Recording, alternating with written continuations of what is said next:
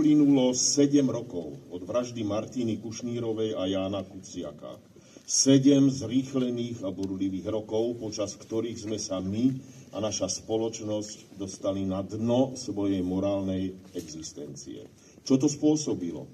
Prečo sa rozbehnutá a rozvíjajúca sa krajina zvršila do takejto podoby? Vari aj preto, lebo meritkom našich úspechov sa stala takmer výlučne túžba po blahobite, po kráse tela, ktoré zabudlo na ducha. Naša spoločnosť zabudla na vzdelanie, na kultúru, na ľudskosť, slušnosť a znášanlivosť nežnej revolúcie. Za tie roky sme si vôbec nevšimli a do hĺbky nášho vedomia a najmä svedomia neprecítili kruté míľniky, ktoré nás do tejto mizérie presne sem doviedli.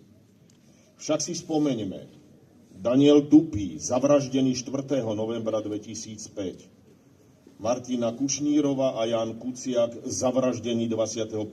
februára 2018, Juraj Vankulič a Matúš Horvát, zavraždený 12. októbra 2022, Alena Čarnogurská a Mária Semančíková, zavraždená 16. januára tohoto roku.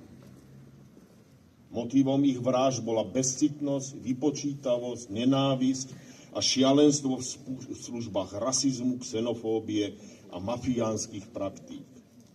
Stanú sa raz tieto udalosti zastaveniami našej krížovej cesty za pokáním? Ja pevne verím, že áno. Priatelia, toto je naša nedávna minulosť a musíme si ju neustále pripomínať, pokiaľ nebudeme vedieť nájsť cestu z tohoto hlbokého marazmu, do ktorého nás niektoré naše vládne garnitúry dostali svojím správaním, svojím rozhodovaním a svojím bezohľadným hrabivým inštiktom.